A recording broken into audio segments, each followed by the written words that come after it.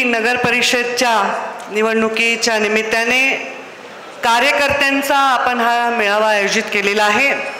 यामध्ये महायुती म्हणजेच भारतीय जनता पार्टी, राष्ट्रवादी काँग्रेस, शिवसेना, रिपाई आणि या सर्व लोकांनी मिळून एकजूट करून ही निवडणूक लढत आहेत। आणि आपल्या सर्वांचे लाडके नेते धनंजयजी मुंडे यांनी सांगितलं की महाराष्ट्रामध्ये कुठेच अशी संपूर्ण युती झालेली नाही, अशी परळी वैजनाथ इथे वैद्यनाथाच्या आशीर्वादाने झालेली आहे।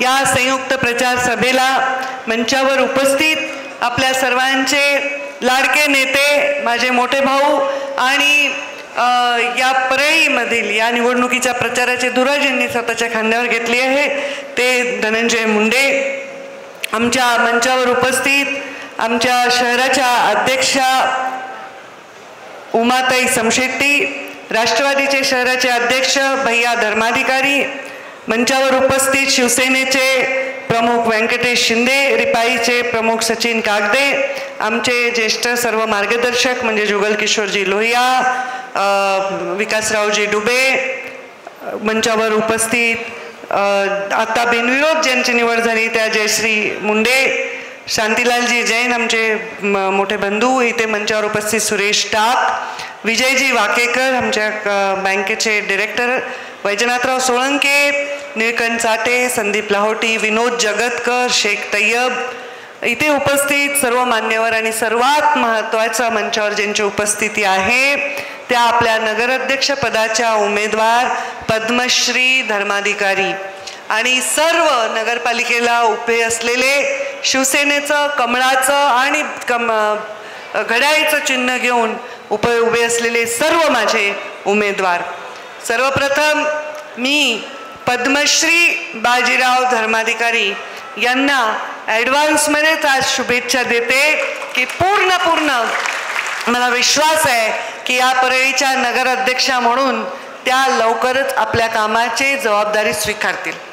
मला धनंजय मुंडे त्यांच्या भाषणात म्हणाले त्याचप्रमाणे मला असं वाटलं की भैया म्हणजे बाजीराव धर्माधिकारी यांचं लहानपणापासून स्वप्न असेल की आपण असं काम करावे की आपल्याला पद्मश्री मिळावी आणि त्यांना पद्मश्री त्या रूपाने का होईना हे मिळालेली आहे आणि त्यामुळे मला वाटतं हे खूप चांगला योग आहे, सुवर्ण योग आहे। तशीच परळीच्या भविष्यामधल्या पूर्ण टीमनी चांगलं काम केल्याबद्दल तुम्हाला खरंच पद्मश्री प्राप्त व्हावी, असं काम तुमच्याकडून व्हावं हेही मी या निमित्ताने आपल्या सर्वांना शुभेच्छा देते। अनेक वर्षांनी हा योग आला। एक असा काळ होता जेव्हा मी, धनंजय भाऊ, आम्ही सगळे मिळून, तेव्हा मुंडे साहेब होते, अण्णा होते, सर्व परळीची टीम होती, सर्व एका बाजूला होतो आणि काँग्रेस दुसऱ्या बाजूला होतं, तेव्हा सुद्धा लढाई फार जोरात व्हायची। या परळीमध्ये 25-30% असे लोक आहेत जे कुठेही गेलं तरी ते जे मुख्य पॅनलच्या विरोधात असतात, पण मला वाटतं यावेळी इतिहास घडवल्याशिवाय परळीची जनता राहणार नाही। धनंजय मुंडे जेव्हा निवडणुकीला उभे होते त्यांनी सर्वाधिक जास्त मतांनी निवडून आले, त्याच्यामध्ये या युतीचा पण फार मोठा योगदान आहे, कारण जे मत कमळाचे आणि घड्याळीचे एकत्र आल्यामुळे एवढी मोठी ताकद निर्माण झालेली आहे। आणि हे बघितल्यानंतर ही ताकद आता हलू द्यायची नाही असा निश्चय आम्ही केला आणि निवडणुकीच्या रणांगणामध्ये पक्षाच्या आणि व्यक्तीच्या निवडणुकीमध्ये परळी हरली नाही पाहिजे हा निश्चय केला आणि म्हणून ही महायुती आम्हाला घडवण्यामध्ये यश आलं। स्वतःचे स्वार्थ, स्वतःचा इगो आणि स्वतःचे सगळे जे काही विषय आहेत ते आम्ही बाजूला ठेवले आणि परळीच्या विकासाच्या दृष्टीने ही शक्ती एकत्र राहण्याची गरज आहे आणि म्हणून ही युती केलेली आहे। माझाही अनुभव आहे, धनंजय मुंडेंचा, धनुभाऊंचा अनुभव तर जिल्हा परिषदचा आहे। मी जिल्हा परिषद स्किप केली, मी एक पायरी उडी मारून डायरेक्ट विधानसभेत गेले, तर आता त्यांना विधान परिषदचा अनुभव होता, मला तो नव्हता, आता मी तोही घ्यायले। म्हणजे आमच्या अनुभवांची वेगवेगळी आमची उलाढाल चालू आहे, पण या परळीच्या प्रत्येक वॉर्डातल्या गल्लीतल्या राजकारणाचा, इथल्या सोशल इंजिनिअरिंगचा अनुभव त्यांना 22-23 वर्षाचा, मला 20 वर्षाचा, 2-4 वर्षाचा फरक आहे। या एवढा मोठा अनुभव एकत्र जर आपण केला तर या परळीला भविष्यामध्ये मोठ्या अशा आपण एका विकासाकडे नेणार याच्यामध्ये माझ्या मनामध्ये बिलकुलही शंका कुशंका नाही. ही परळी नगरी आहे. मुंडे साहेबांचं नाव या परळीपासून आपण वेगळं करू शकणार नाही.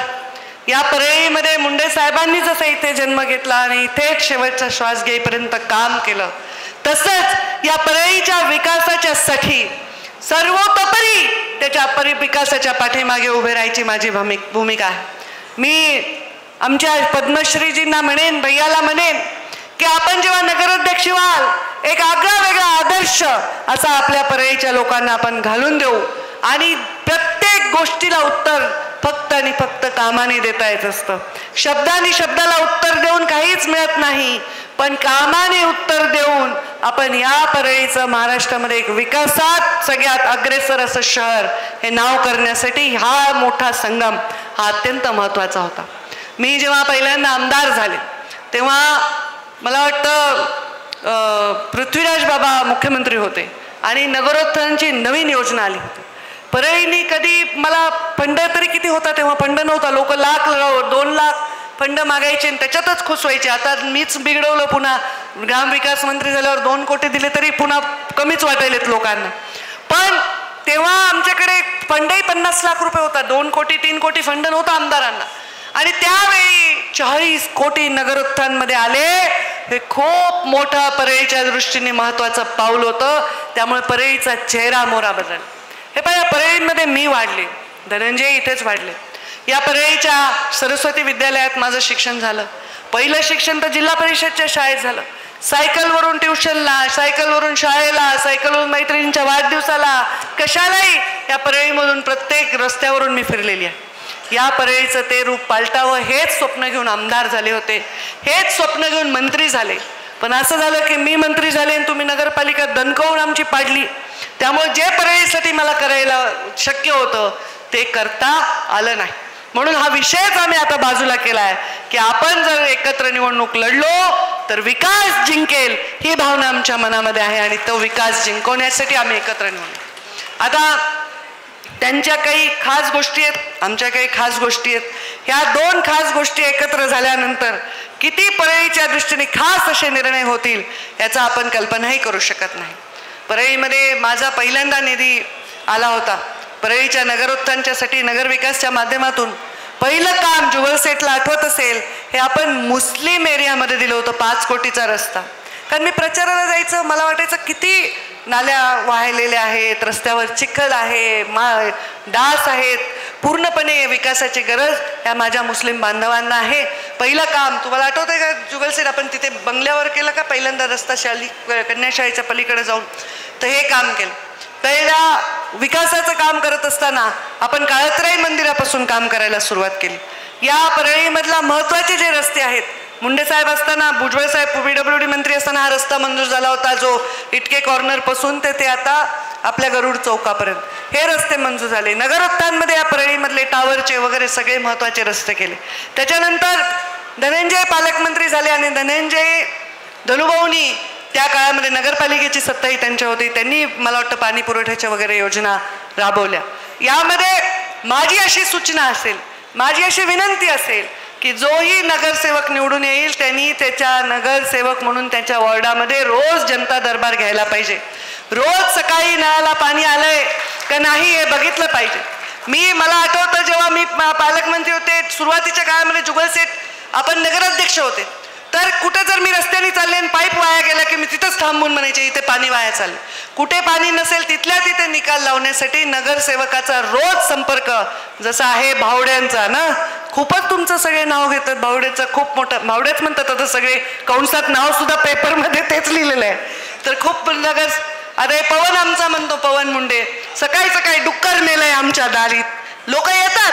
खूप कठीण काम आहे नगरपालिकेचं, ते हे केलं पाहिजे. चुकीच्या पद्धतीने रस्त्यावर खूप अतिक्रमण आहे, ते व्यवस्थित त्यांचं नुकसान न होता बाजूला करून रस्ते मोठे केले पाहिजे. परळीमध्ये पाणी पुरवठ्याच्या योजनांमध्ये काही त्रुटी राहिल्या असतील त्या त्रुटी पूर्ण केल्या पाहिजे. जे रस्ते लेवल झालेत, समजा फुटपाथ वर झाले, रस्ता खाली झालाय, म्हणजे उद्या भरपूर पाऊस पडला तर ते अडचण नाही झाली पाहिजे, हे आपण दुरुस्त केलं पाहिजे. आणि सगळ्यात गरीब वस्ती या चकाचक आधी केल्या पाहिजे. हो, गरिबाची सेवा करण्यासारखं मोठं पुण्य कुठलंही नाही. आणि गरीबाला कुठलीही जात नसते, गरीबाला कुठलाही रंग नसतो. हिरवा असेल, पिवळा असेल, भगवा असेल, निळा असेल, गरीबाला फक्त कळतं त्या हाताला काम आणि पोटातली भूक, आणि ती त्यांना उपलब्ध करून देण्यासाठी या भागामध्ये रोजगार मोठ्या प्रमाणामध्ये आपण उपलब्ध केला पाहिजे. आपल्या जिल्ह्यामध्ये एखाद्या कारणामुळे एखादी बदनामी झाली तर ज्याच्यामध्ये त्याचा काही संबंध नसतो ना, तो माणूस हा त्याच्यामध्ये पिसला जातो. गव्हाबरोबर किडे रगडले जातात आणि त्यांना त्रास होऊ नये म्हणून इथे उद्योग आला पाहिजे, याच्यासाठी प्रयत्न आहे. धनुभाऊनी सांगितलं, धनुभाई कृषी मंत्री असताना त्यांनी इथे कृषीचं महाविद्यालय आणलं. मी आता पशुसंवर्धन मंत्री झाल्यानंतर पशु वैद्यकीय इथे महाविद्यालयाने 550 कोटी रुपये. अजितदादा पवार जेव्हा त्या अर्थमंत्री असताना पहिला माझा दौरा होता तेव्हा बारामती आणि परळी असं मंजूर करून त्यांनी त्याला निधी सुद्धा मंजूर केला. आणि एक मोठं, आता आपण आचारसंहितेमुळे थांबलंय नाही तर त्याचाही भूमिपूजनाचा सोहळा करायची आमची तयारी. मग इथे विद्यार्थी येतील बाहेरून, विद्यार्थी आले तर इथे शिक्षणाला येतील, शिक्षणाला आले तर 4 पैसे खर्च करतील.